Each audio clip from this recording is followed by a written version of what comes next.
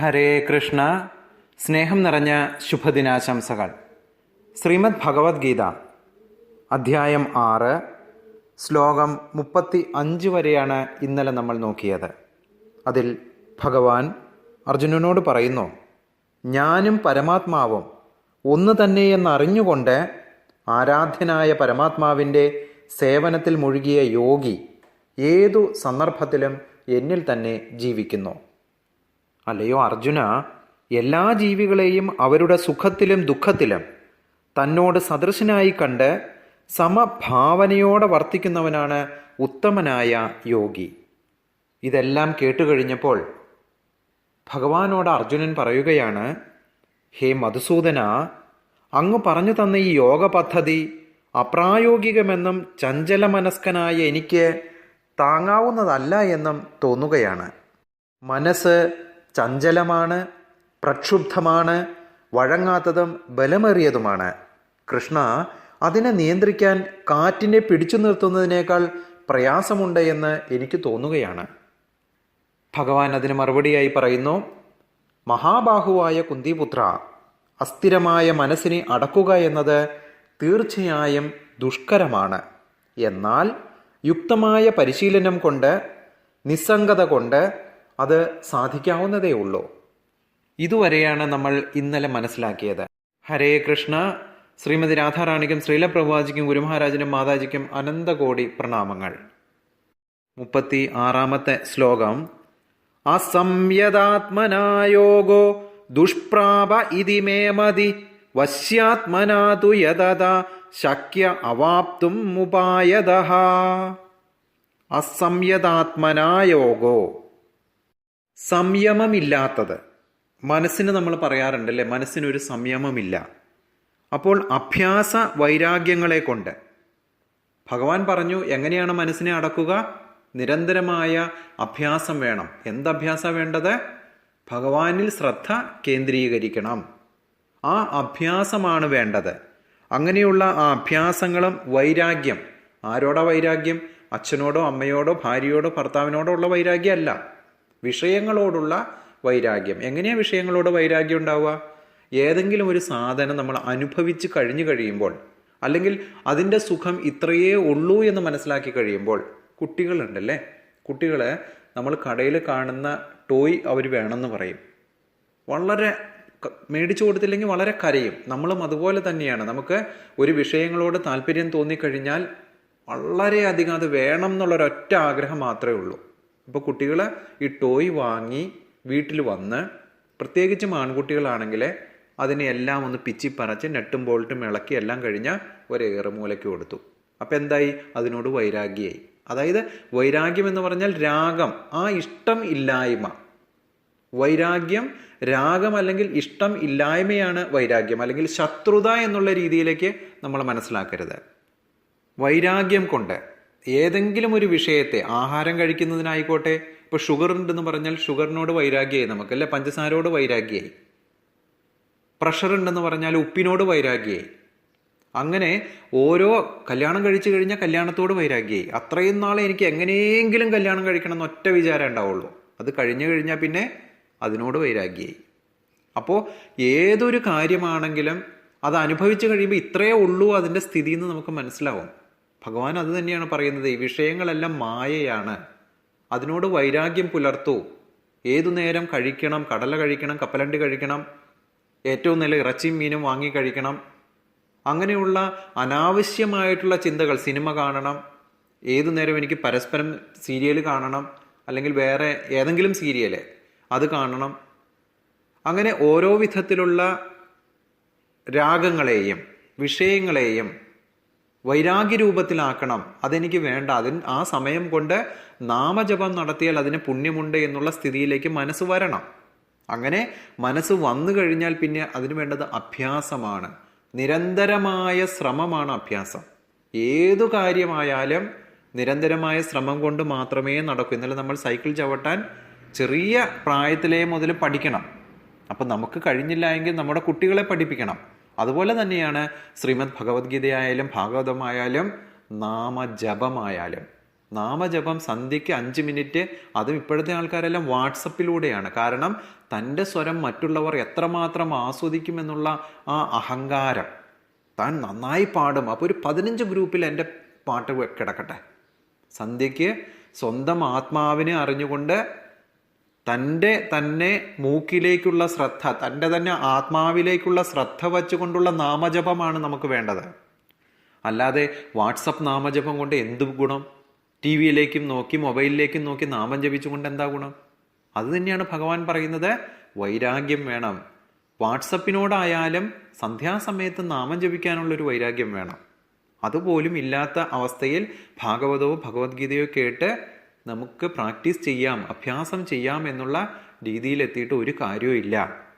അസംയതാത്മനാ യോഗോ, അങ്ങനെ അഭ്യാസ വൈരാഗ്യങ്ങളെ കൊണ്ട് മനസ്സിനെ നിരോധിക്കാത്തവനാലുള്ള യോഗം ദുഷ്പ്രാപ ഇതിമേ മതി, അങ്ങനെയുള്ളവൻ യോഗത്തെ പ്രാപിക്കപ്പെടുവാൻ കഴിയില്ല എന്നാണ് ഇതിമേ മതി എൻ്റെ അഭിപ്രായം. ദുഷ്പ്രാപ, പ്രാപിക്കാൻ ബുദ്ധിമുട്ടാണ്. ഏത് കാര്യമാണെങ്കിലും എത്രയോ ആളുകൾ ഹിമാലയം കയറുന്നവരുണ്ട്. ആദ്യം അവർ ഹിമാലയം കയറുമോ? ഇല്ല. കഠിനമായ പ്രാക്ടീസ് വേണം. അങ്ങനെ പ്രാക്ടീസ് ഉണ്ടെങ്കിൽ മാത്രമേ, അതും മറ്റുള്ള കാര്യങ്ങളോടുള്ള വിരക്തിയും എല്ലാം ഉണ്ട്, കഠിനമായ ശ്രമത്തിലൂടെ മാത്രമേ ഇത് സാധിക്കുകയുള്ളൂ. അപ്പോൾ ഭഗവാനെ അറിയുക എന്നുള്ളത്, ആ യോഗം, ഭഗവാനും ആത്മാവും പരമാത്മാവിനെ അറിയുക എന്നുള്ള ആ യോഗം, അത് നടക്കണമെങ്കിൽ വൈരാഗ്യം വേണം വിഷയങ്ങളോട്, അതുപോലെ സ്ഥിരമായ അഭ്യാസവും വേണം. അത് സാധിക്കാത്തവനാൽ ഈ യോഗം പ്രാപ്തമാവില്ല എന്നാണ് എൻ്റെ അഭിപ്രായം എന്ന് ഭഗവാൻ അർജുനനോട് പറയാണ്. വശ്യാത്മനാതുയതത, എന്നാൽ മനസ്സിനെ അടക്കിയിട്ടുള്ള യതത, പിന്നെയും പിന്നെയും പ്രയത്നം ചെയ്യുന്നവൻ. ഒരു പ്രയത്നം, സൈക്കിൾ ചവിട്ടുമ്പോൾ ആദ്യം നമ്മൾ വീഴൂലേ, വീണ്ടും ചവിട്ടും, വീണ്ടും ചവിട്ടും, അങ്ങനെ എത്രയോ പ്രാവശ്യമുള്ള പ്രയത്നം മൂലമാണ് നമ്മളത് പഠിക്കുന്നത്. കുഞ്ഞു കുട്ടികൾ കണ്ടിട്ടില്ലേ, 8 മാസം 9 മാസം കഴിയുമ്പോൾ എഴുന്നേറ്റ് നിൽക്കാൻ ശ്രമിക്കും, പടക്ക് വീഴും, വീണ്ടും ശ്രമിക്കും, വീണ്ടും വീഴും. പതുക്കെ പതുക്കെ നടക്കാൻ 1 അടി വയ്ക്കും വീഴും, 2 അടി വയ്ക്കും വീഴും, 8 അടി വയ്ക്കും വീഴും. അങ്ങനെ പതുക്കെ പതുക്കെ നമ്മൾ ദൂരെ നിന്ന് കൈ കാണിച്ച്, ഭഗവാൻ അങ്ങനെയാണ്, ദൂരെ നിന്ന് കൈ കാണിച്ചുകൊണ്ടിരിക്കുക, മോനെ വരൂ വരൂ വരൂ എന്നും പറഞ്ഞ് കൈ കാണിച്ചുകൊണ്ടിരിക്കുക. നമ്മൾ എങ്ങനെയാണോ നമ്മുടെ കുഞ്ഞുങ്ങളെ കൈ കാണിച്ച് നടത്താൻ പഠിപ്പിച്ചത്, 1 അടി വയ്ക്കൂ 2 അടി വയ്ക്കൂ എന്ന് പറഞ്ഞതുപോലെ ഭഗവാൻ നമ്മളെ വിളിക്കുകയാണ്. പക്ഷേ നമ്മൾ പതുക്കെ പതുക്കെ അടി വച്ച് മുൻപോട്ട് പോകണം അല്ലേ. 1 അടി വച്ചു വീണു, ഇനി ഞാൻ ഇല്ല എന്ന് പറയുകയല്ലോ ചെയ്യേണ്ടത്. അങ്ങനെ ചെയ്താൽ അത് നടക്കാതെ വരും.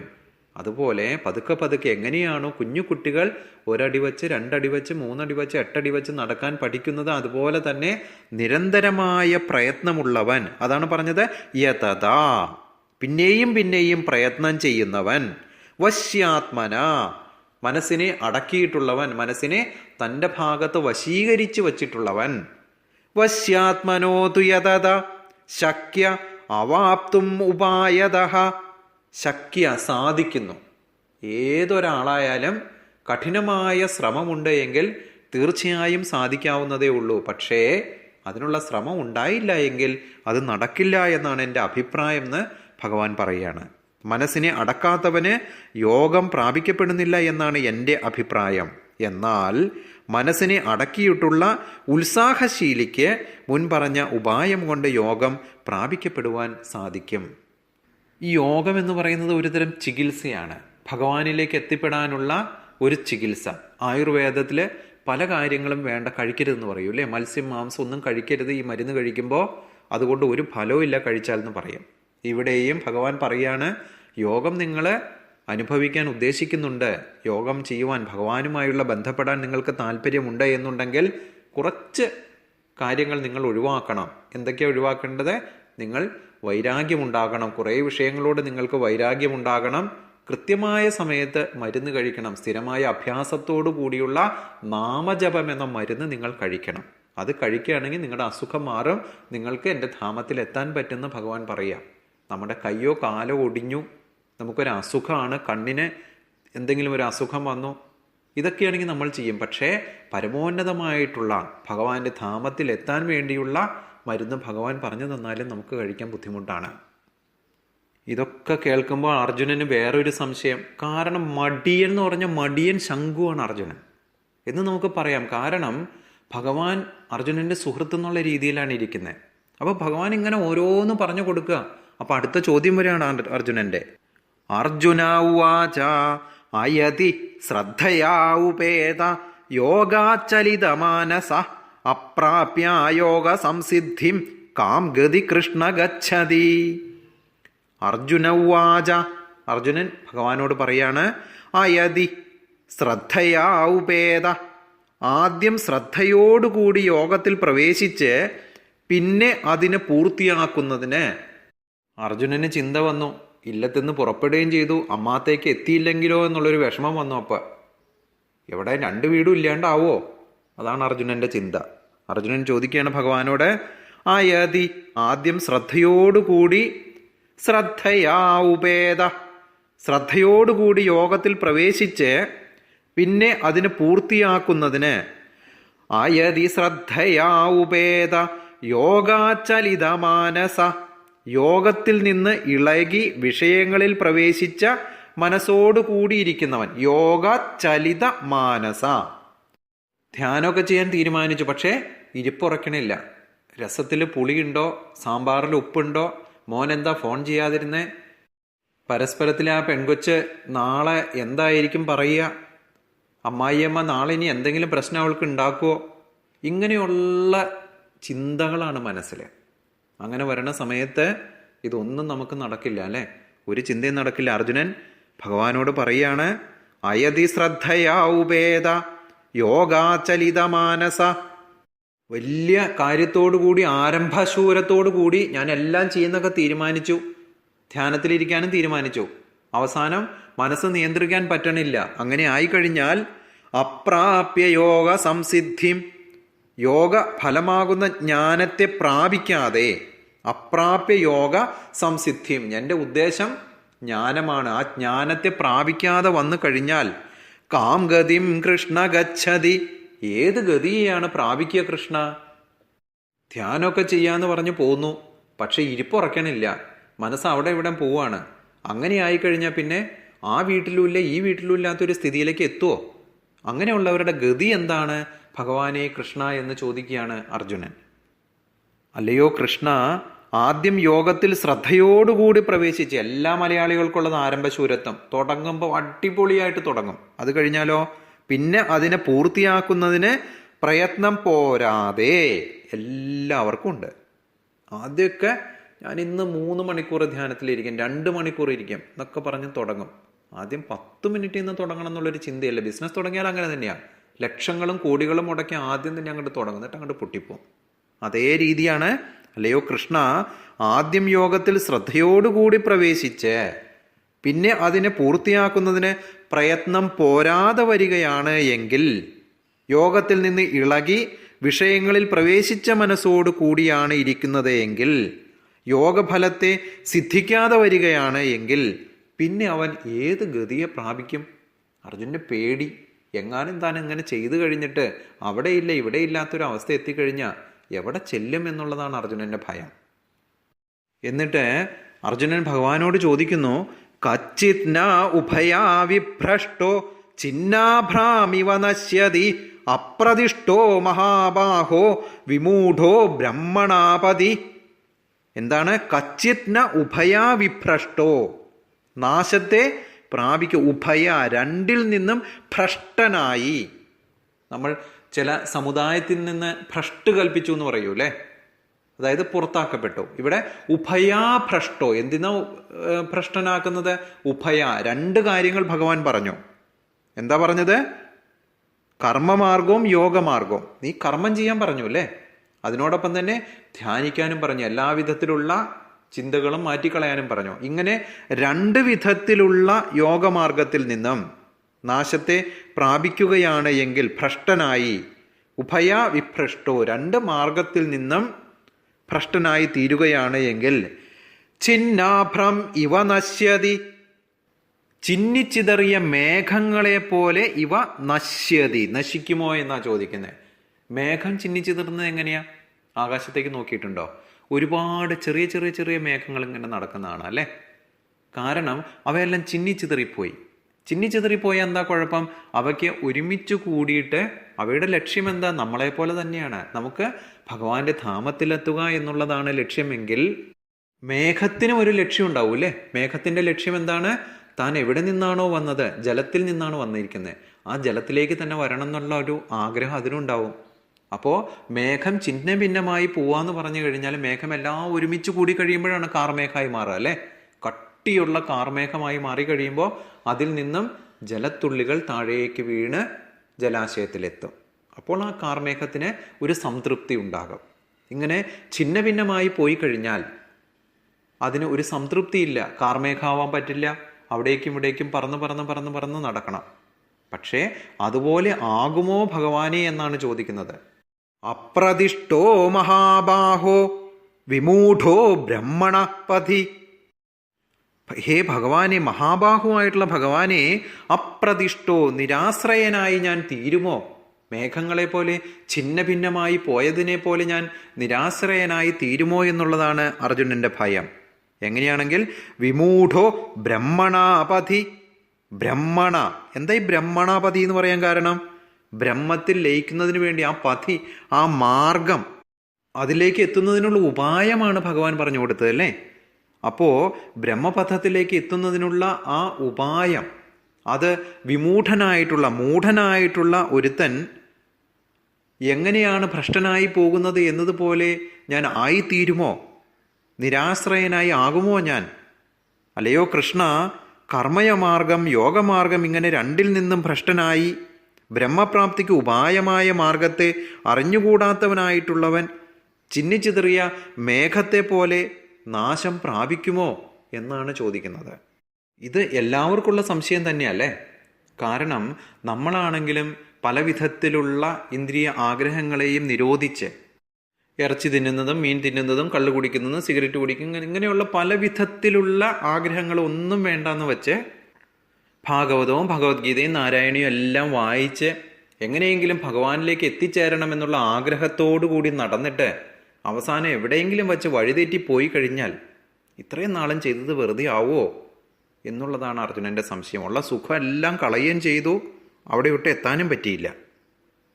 ഭഗവാന്റെ പരമോന്നതമായിട്ടുള്ള പഥത്തിൽ എത്താനും പറ്റിയില്ല. ഭൂമിയിൽ വന്നിട്ട് ആസ്വദിക്കാമെന്ന് കരുതി വന്ന് ആസ്വദിച്ചു കൊണ്ടിരിക്കുന്ന സമയത്താണ് പറയുന്നത്, ഒരു ആചാര്യൻ പറയുന്നു, ഇങ്ങനെയൊക്കെ ചെയ്യൂ, നിങ്ങൾക്ക് യോഗം, മോക്ഷം ഇതെല്ലാം ലഭിക്കുന്നു പറഞ്ഞ് അതെല്ലാം ചെയ്തു. എന്നിട്ട് എവിടെയെങ്കിലും വെച്ച് ഒന്ന് വഴി തെറ്റിപ്പോയി കഴിഞ്ഞാൽ പിന്നെ എൻ്റെ സ്ഥിതി എന്താ? എന്തെങ്കിലും കാര്യമുണ്ട്? ഇത്രയും നാളും ആഘോഷിക്കാവുന്ന ആഘോഷങ്ങളെല്ലാം നശിപ്പിച്ചു, അവിടേക്ക് എത്തിയില്ല. അങ്ങനെയുള്ള ഒരുത്തൻ്റെ സ്ഥിതി എന്താണ് എന്നാണ് അർജുനൻ അറിയേണ്ടത്. ഒരു കാര്യം നമ്മൾ പ്രത്യേകം ഓർക്കണം, ഈ ചോദ്യങ്ങളെല്ലാം ചോദിക്കുന്നത് സാധാരണ ജനങ്ങളായിട്ടുള്ള നമ്മുടെ മനസ്സിനെ അളന്നുകൊണ്ട് നമുക്ക് എന്തെല്ലാം അറിയാം, എത്രമാത്രം മൂഢന്മാരാണ് നമ്മൾ എന്നുള്ള പൂർണ്ണമായ ബോധത്തോടു കൂടിയാണ് അർജുനൻ ഈ സംശയങ്ങളെല്ലാം നമുക്ക് വേണ്ടി ചോദിക്കുന്നത്, ഭഗവാൻ ചോദിപ്പിക്കുന്നതും. കാരണം ശ്രീമദ് ഭഗവത്ഗീത പഠിക്കുന്ന ഒരാളുടെ മനസ്സിലെ എല്ലാവിധത്തിലുള്ള സംശയങ്ങളും തീരണം, നല്ല ഉത്തമനായ ഒരു മനുഷ്യനായി അയാൾ മാറണം എന്നുള്ള പൂർണ്ണമായ ഉദ്ദേശത്തോടു കൂടിയാണ് അർജുനനെ കൊണ്ട് ഭഗവാൻ ഈ പ്രകാരമുള്ള ചോദ്യങ്ങൾ ചോദിപ്പിക്കുന്നതും ഭഗവാൻ ഇതിനെല്ലാം ഉത്തരം വിശദമായി പറഞ്ഞു തരുന്നതും. എന്നിട്ട് അർജുനൻ പറയാണ്, ഏതത്മേ സംശയം കൃഷ്ണ ഛേത്തും അർഹസി അശേഷത ത്വദന്യാ സംശയസ്യാസ്യ ഛേത്താനഹി ഉപപദ്യതേ. ഏതത്മേ സംശയം കൃഷ്ണ, കൃഷ്ണ ഇതാണ് എൻ്റെ സംശയം. ഈ സംശയത്തെ ഛേത്തും നിവർത്തി ചെയ്യണം അങ്ങ്. ഛേത്തും അർഹസി അശേഷത, അശേഷത ഒരു ശകലം പോലുമില്ലാതെ നിശേഷമായിട്ട് നിവാരണം ചെയ്യുന്നതിന് അങ്ങേക്ക് മാത്രമേ അർഹതയുള്ളൂ. കാരണം അർജുനൻ്റെ ഏറ്റവും ഇഷ്ടപ്പെട്ട കളിക്കൂട്ടുകാരനാണ് ഭഗവാൻ, അതുപോലെ തന്നെ ഗുരുവാണ്. താൻ ഇടയ്ക്ക് ശിഷ്യൻ എന്ന രീതിയിലാണ് സംസാരിക്കുന്നതെങ്കിലും ചിലപ്പോൾ സുഹൃത്തെന്ന രീതിയിലും അർജുനൻ സംസാരിക്കുന്നുണ്ട്. അപ്പോൾ ഇവിടെ രണ്ടുമാണ്. അതുകൊണ്ട് ഇത് പൂർണ്ണമായും എന്നെ പറഞ്ഞ് മനസ്സിലാക്കാൻ ശ്രീകൃഷ്ണ ഭഗവാനെ അങ്ങേക്ക് മാത്രമേ സാധിക്കൂ എന്നാണ് അർജുനൻ പറയുന്നത്.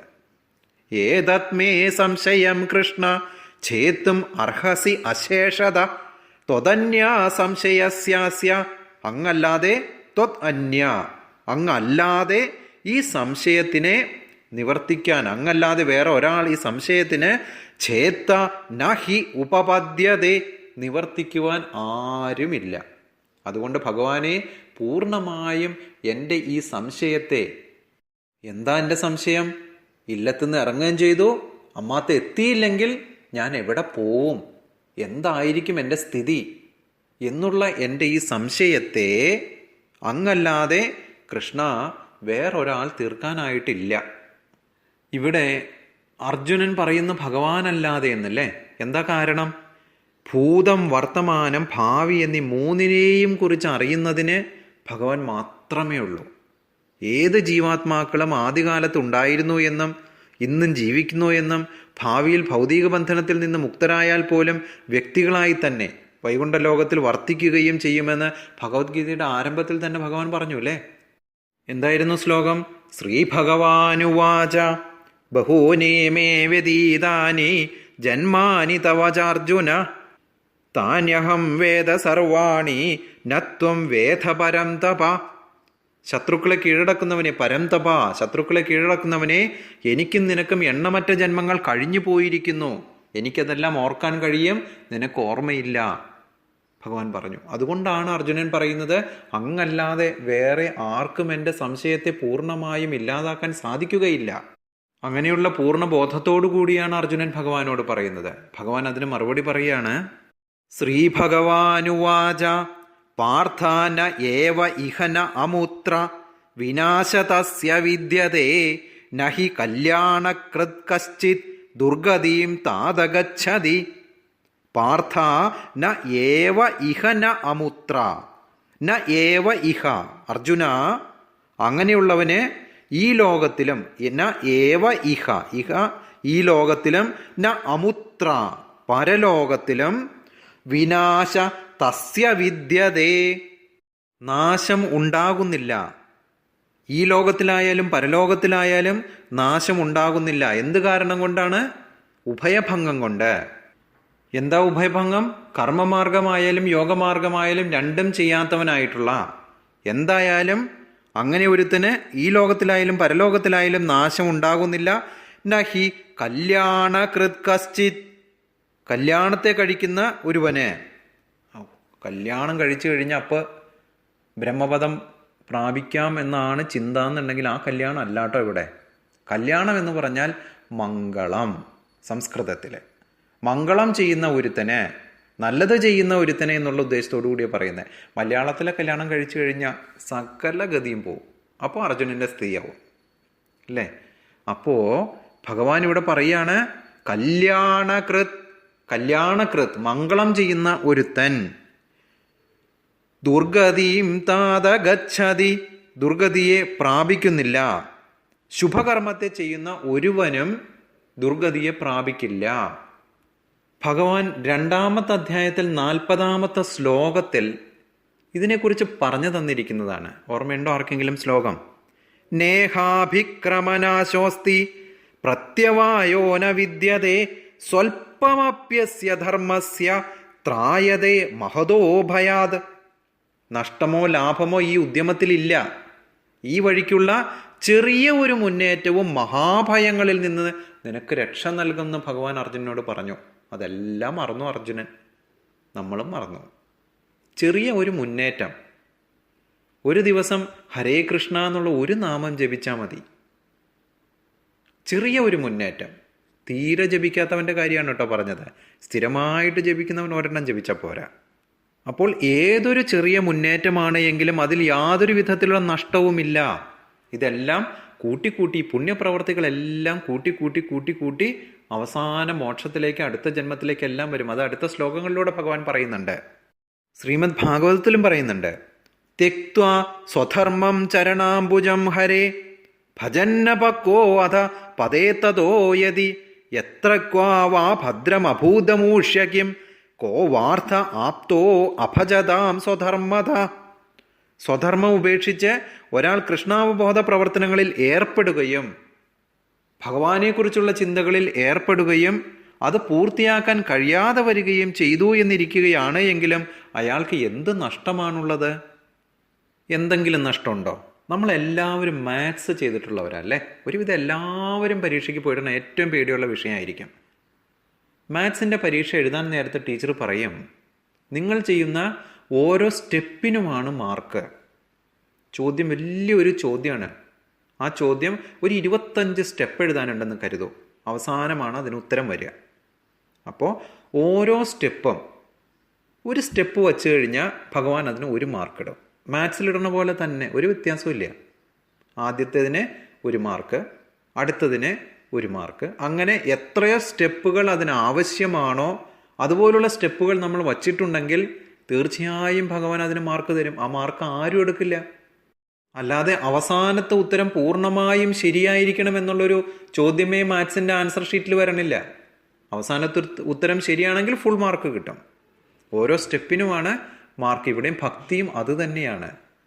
നമ്മൾ ഏറ്റവും പരമോന്നതമായ സ്ഥിതിയിൽ എത്തിയാൽ മാത്രമേ നമുക്ക് മാർക്ക് കിട്ടുന്നില്ല. നമ്മൾ വയ്ക്കുന്ന ഓരോ സ്റ്റെപ്പിനും ഭഗവാൻ മാർക്ക് ഇട്ട് തരുന്നുണ്ട്. അപ്പോൾ ഭക്തി കൂടുതൽ കൂടുതൽ ഓരോ സ്റ്റെപ്പിലും പതുക്കെ പതുക്കെ പതുക്കെ പതുക്കെ മുന്നേറണം. അങ്ങനെ മുന്നേറിക്കഴിഞ്ഞാൽ അവിടെ എത്തിയില്ല എന്നുണ്ടെങ്കിൽ അതിനെക്കുറിച്ച് നീ പേടിക്കണ്ട. നിന്റെ ശ്രമം വിഫലമാവില്ല.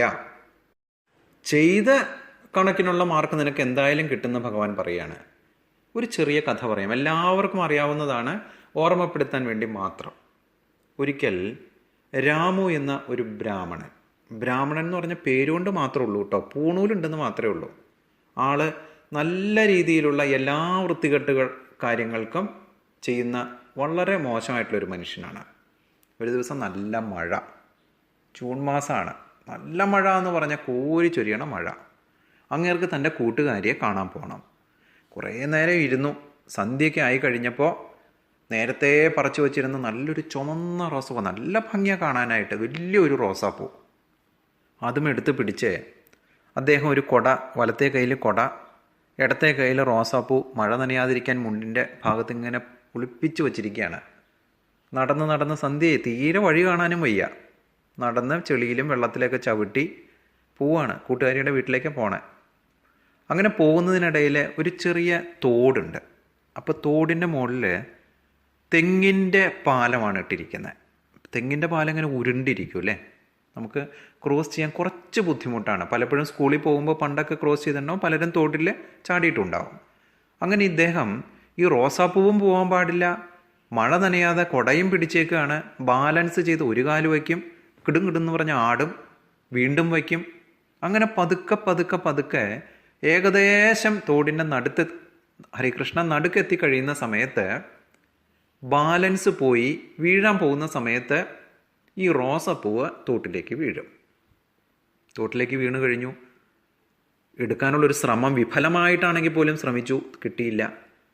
ഗോവിന്ദായ സ്വാഹ, പോയി, എന്തായാലും പോയി, ഭഗവാൻ ഇരിക്കട്ടെ. നമ്മളും അങ്ങനെ തന്നെയാണ്. ഫ്രൂട്ട്സ് വേണ്ടേ? ഗോവിന്ദായ സ്വാഹ, ഭഗവാൻ ഇരിക്കട്ടെ.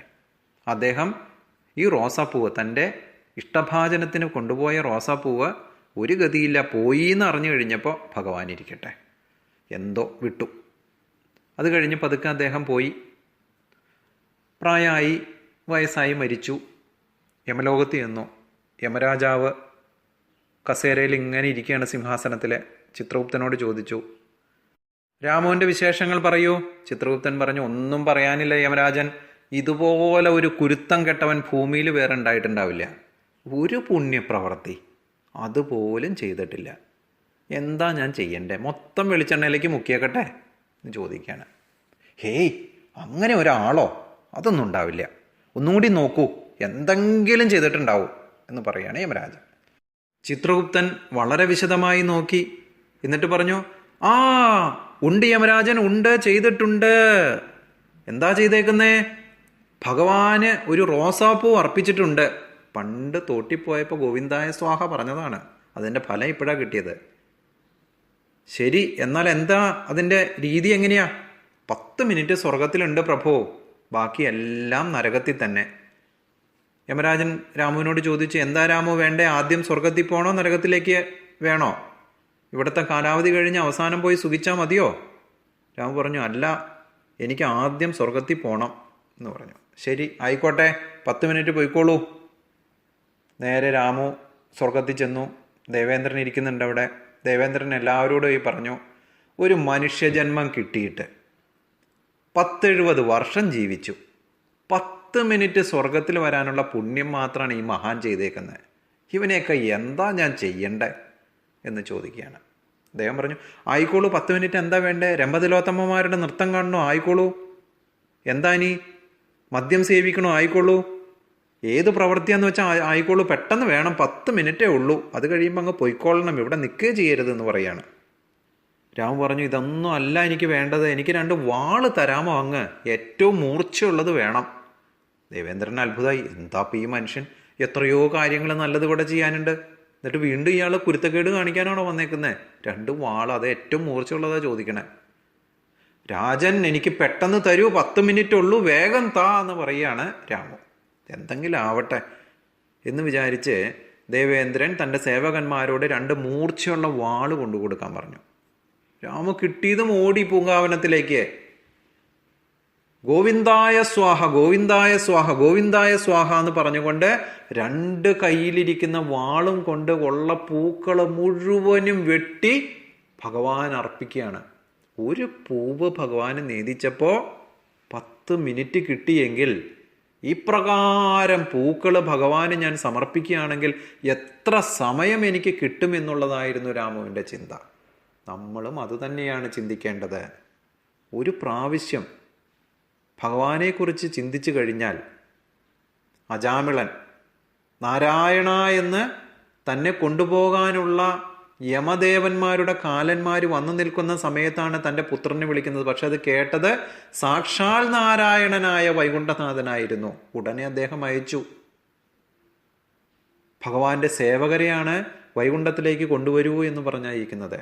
അപ്പോൾ നാരായണ നാമജപം സന്ധ്യയ്ക്ക് മാത്രമല്ല, വാട്സപ്പിലൂടെ മാത്രമല്ല, സ്ഥിരമായി അടുക്കളയിലായാലും ബാത്റൂമിലായാലും നടക്കുമ്പോഴായാലും ഇരിക്കുമ്പോഴായാലും എപ്പോൾ വേണമെങ്കിലും ചെയ്യാം. അഭ്യാസമാണത്. സ്ഥിരമായി നമ്മുടെ എല്ലാവരുടെയും ജീവിത ലക്ഷ്യം എന്താ? അവസാന നിമിഷം യം വാഭിസ്മരൻ ഭാവം. ആ ഭാവം ആരുടെ വരണം? ഭഗവാന്റെ വരണം. ആ സമയത്ത് നാമജപം നാവിൽ നിന്നും ഉണ്ടായിരിക്കണം. സ്ഥിരമായ പ്രവൃത്തിയിലൂടെ നടക്കുമ്പോഴും ഇരിക്കുമ്പോഴും കിടക്കുമ്പോഴും കുളിക്കുമ്പോഴും എല്ലാം നാമജപം വായിൽ വരണം. സന്ധ്യയ്ക്ക് മാത്രമല്ല, വാട്സപ്പിലൂടെ മാത്രമല്ല. അപ്പം അങ്ങനെ ഈ പൂക്കളെല്ലാം, വെട്ടി ഇട്ടിരിക്കുന്ന പൂക്കളെല്ലാം ഭഗവാൻ അർപ്പിച്ചു. ഇനിയിപ്പോൾ എന്താ ചെയ്യുക? കാരണം പുണ്യപ്രവൃത്തിയാണ് ചെയ്തിരിക്കുന്നത്. എത്രയോ നാളുകൾ സ്വർഗത്തിൽ ജീവിക്കാനുള്ള പുണ്യം ഇപ്പോൾ രാമു ചെയ്തു. അവസാനം താൻ ചെയ്ത എല്ലാ പാപപ്രവർത്തികളും തൻ്റെ ഈ ഭഗവാനുള്ള പൂക്കൾ അർപ്പിക്കുന്നതിലൂടെ കഴുകിക്കളയുന്ന രാമു സ്വർഗത്തിൽ വസിക്കുകയാണ്. അപ്പോൾ നമ്മൾ ചെയ്യുന്ന ഓരോ പ്രവൃത്തിക്കും പുണ്യമുണ്ട്, അതിനെല്ലാം ഫലമുണ്ട്. ഞാൻ കുറച്ചേ ചെയ്തുള്ളൂല്ലോ എന്നുള്ള ചിന്തയൊന്നും വേണ്ട. പക്ഷേ എത്രയും നേരത്തെ നമുക്ക് തുടങ്ങാൻ സാധിക്കുമോ അത്രയും അഭ്യാസം നമുക്ക് കൂടുതൽ കിട്ടും, അത്രയും നമുക്ക് എക്സ്പീരിയൻസ് ആകും. നമ്മൾ ഗംഗയിൽ പോയി കുളിച്ചു, മോക്ഷം കിട്ടുമോ? ഒന്നുമില്ല.